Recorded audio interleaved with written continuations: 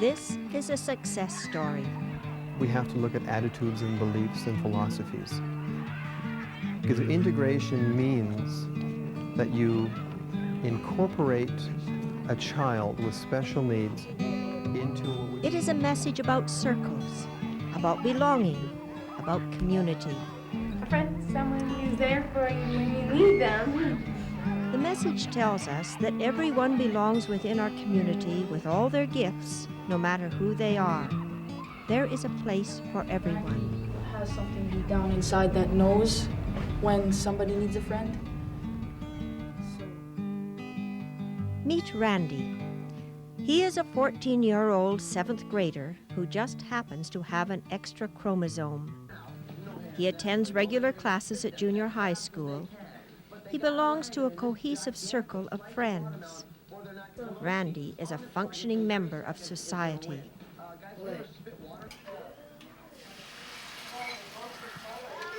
All of this, however, did not happen as a matter of course.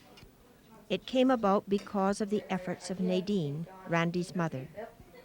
She had a dream for Randy from the moment he was born. My very first thoughts I can remember were that he would go to a regular school. And from that moment on, I felt that that is what I wanted for Randy, and so I strove for that. When Randy became school age, integration was virtually unknown. It was up to Nadine to coordinate the teachers to work towards her goal. The teachers looked to her for guidance, and at times she felt ill-prepared for the task. It was her dream for Randy that guided her. But I did know what I wanted for my son, and I wanted him to have a good educational background, good basic education in reading and writing and math, but I also wanted him to have those socialization skills that only those kids and those teachers could give him. Right. And he couldn't get that in a segregated classroom. I wanted him in there. I wanted him to be a part of that classroom and that community. How's a kid supposed to learn without friends to whom they turn? What is a picture without a solid frame? Dr. Patrick Mackin is an educator who has striven for integration for many years. He explains what it means to him. I think restructuring the community, I think making a school a place where all kids belong, all kids. And there shouldn't be special schools or special classrooms, that there just should be a school where all kids go. So I guess I've moved beyond the word integration now to saying that a school should be a community where every child feels that he or she belongs.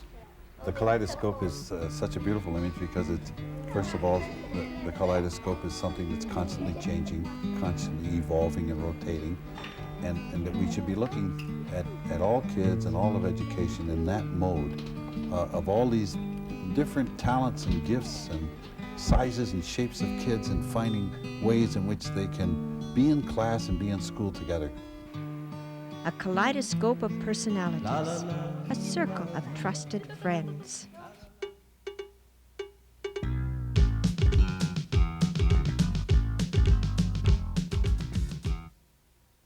I find it kind of nice to be in a circle of friends because there's always people there to help you, and you're always there to help others.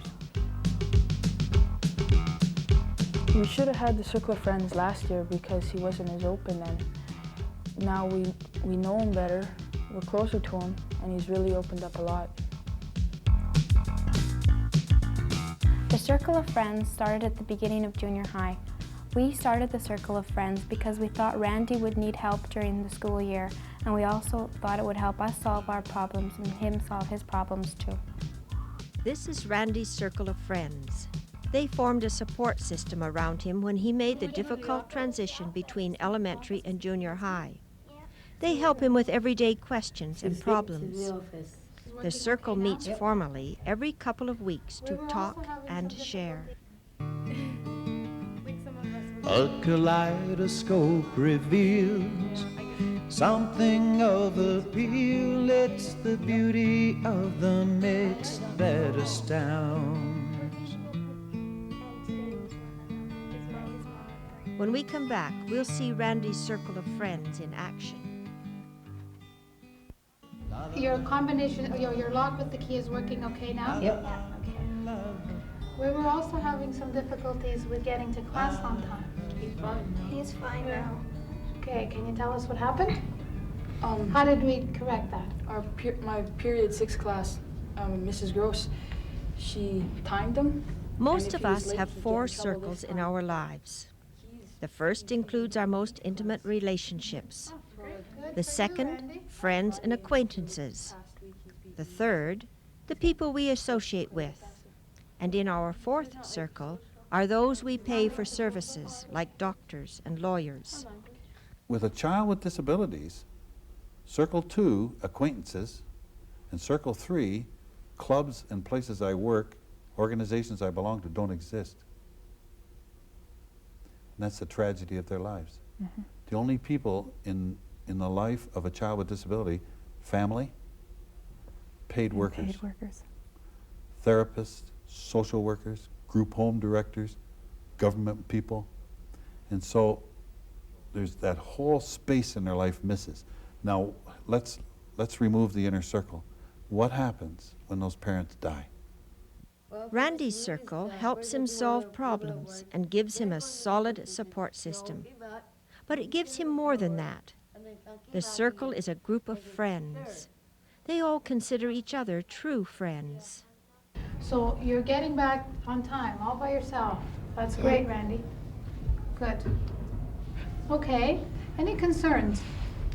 Anything that you think might happen that we might need to help Randy with the next little while?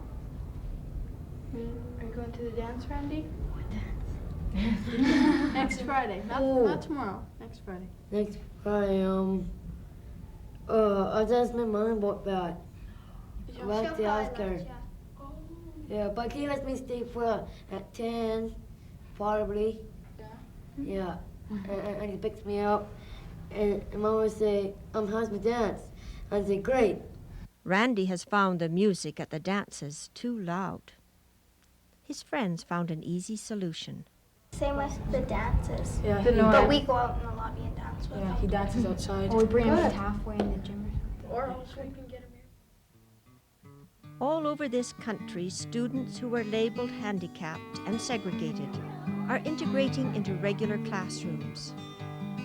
For every different school, there's a different method for accomplishing the task.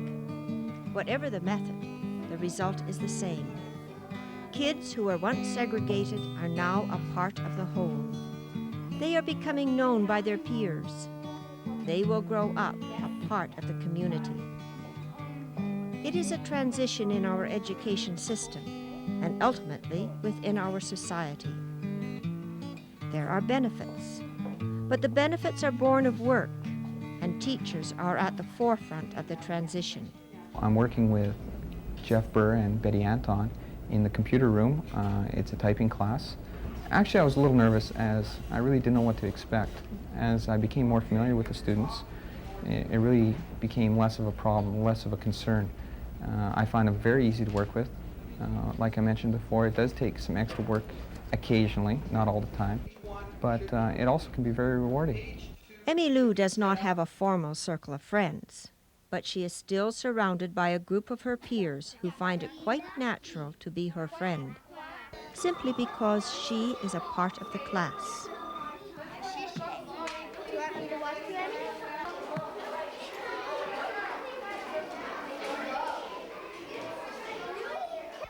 Justin is in grade 1. He is blind and has trouble getting around. Linda, his teacher, speaks very openly about the apprehension she and her students experienced at the beginning of the school year. I think so. You know, at the very beginning of the year, they were afraid and apprehensive, the same as me. And then eventually, I think you just get used to it and you get This more comfortable. class had an opportunity that few individuals ever get a chance to try. They were given a taste of what it is like to be in someone else's shoes. The students were given a special orientation when Justin joined their class. They orientated with my class as to show them what it would be like to be blind themselves And actually it was very good because they blindfolded the kids and it made them realize what Justin is going through. Now Justin's classmates are comfortable with him. He is just a natural part of the group. Linda can see the effect integration is having on Justin's classmates. And they'll probably be more accepting.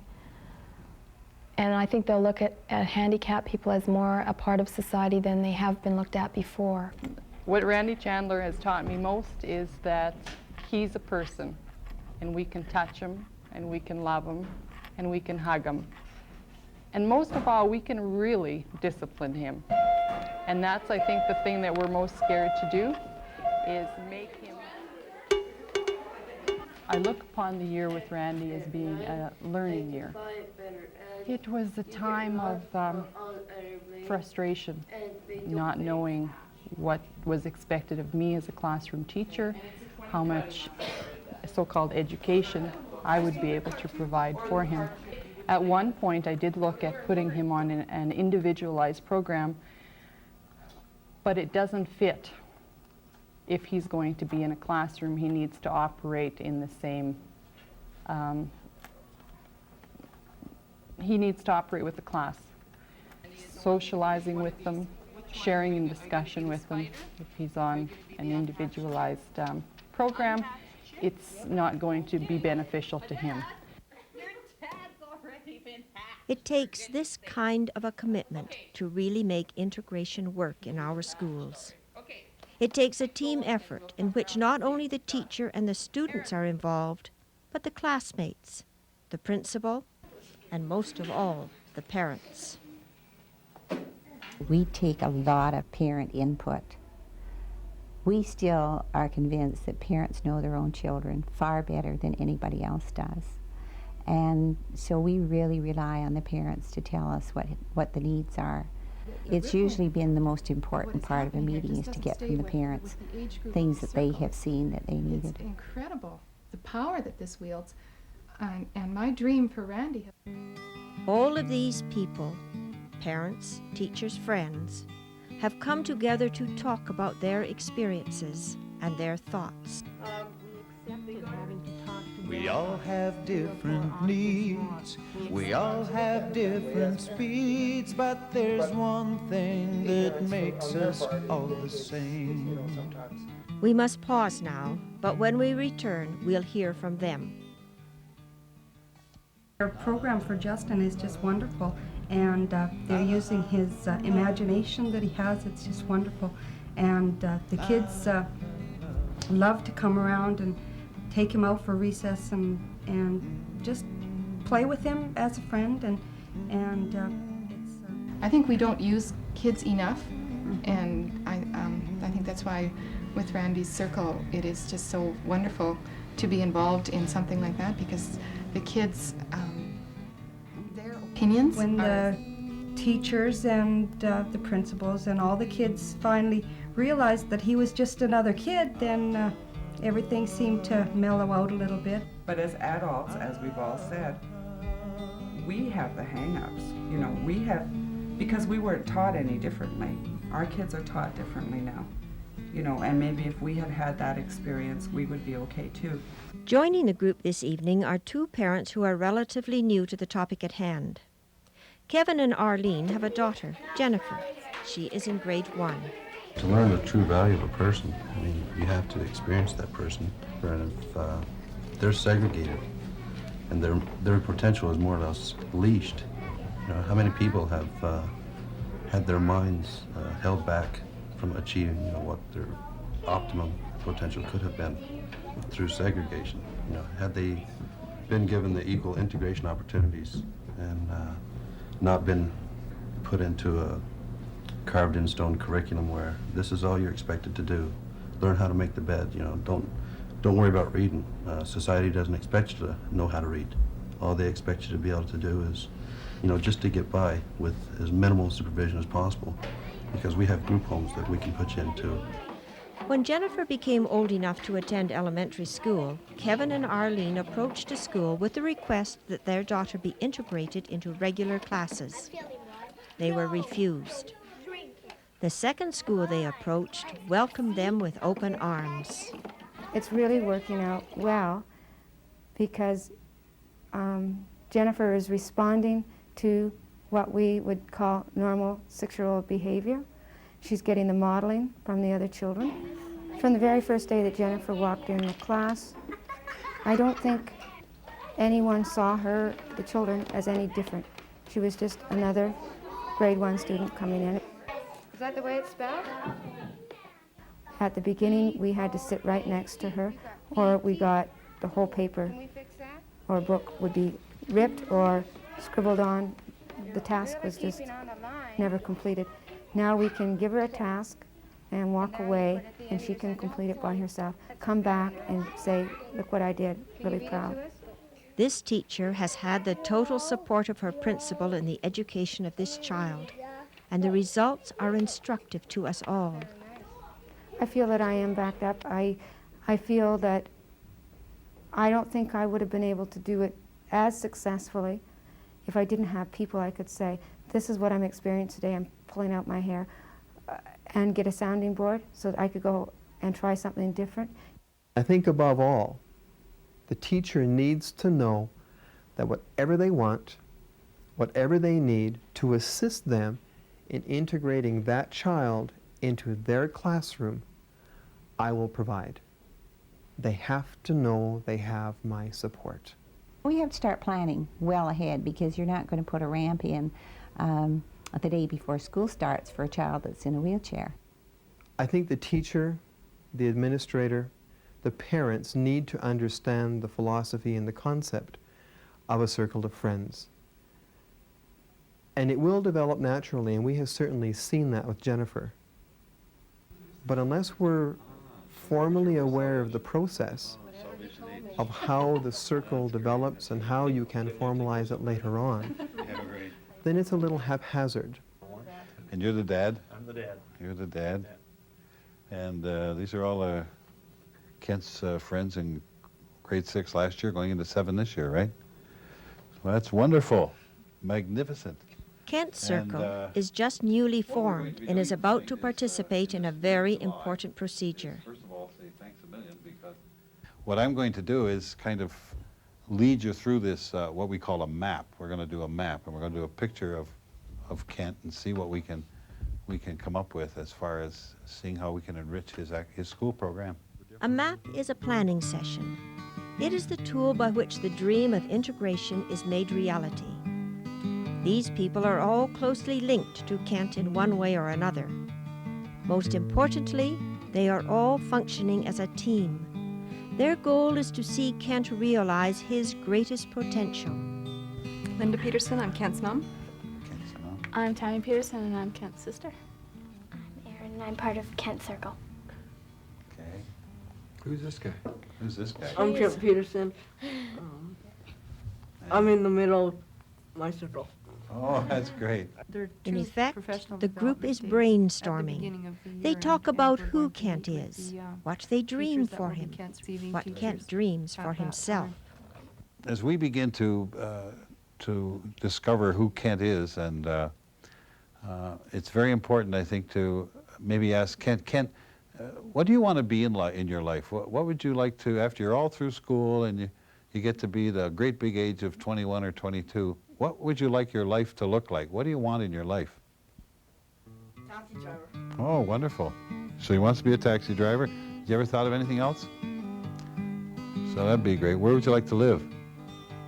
In an apartment with a pool. Oh, with a pool.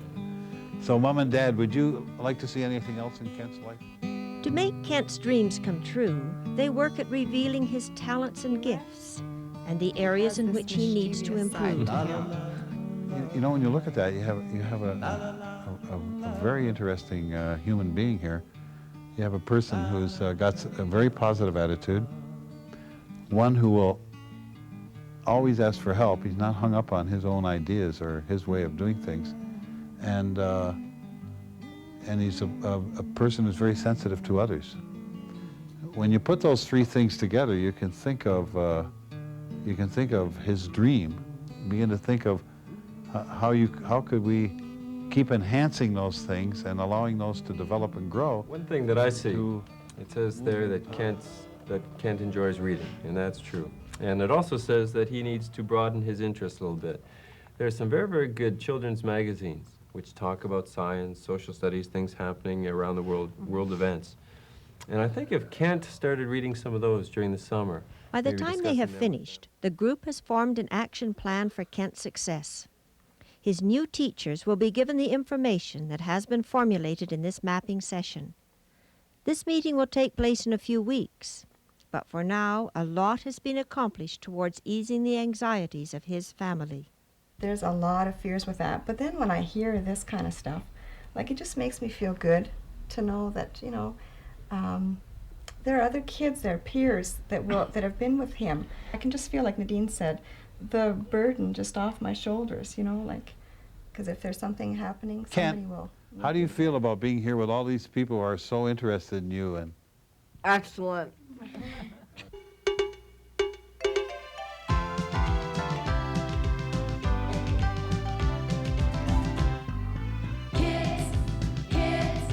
Kids belong together. Kids belong together. Any kind, any mind, any place, all the time. No matter what the weather, kids belong together.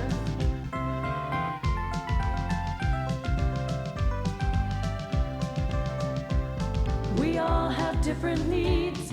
We all have different speeds, but there's one thing that makes us all the same. How's a kid supposed to learn without friends to whom they turn? What is a picture without a solid frame? when you all of a sudden say we're going to bring the most excluded student into our classroom, everybody else feels that any little difficulty they have, it's okay, that like we all belong together, and together we can work things out. So it's the sense of belonging.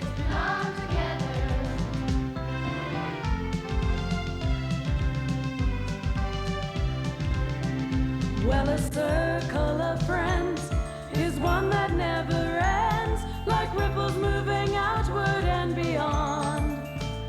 As the ripples move on through, the dream will rise anew, because the circle just goes on and on.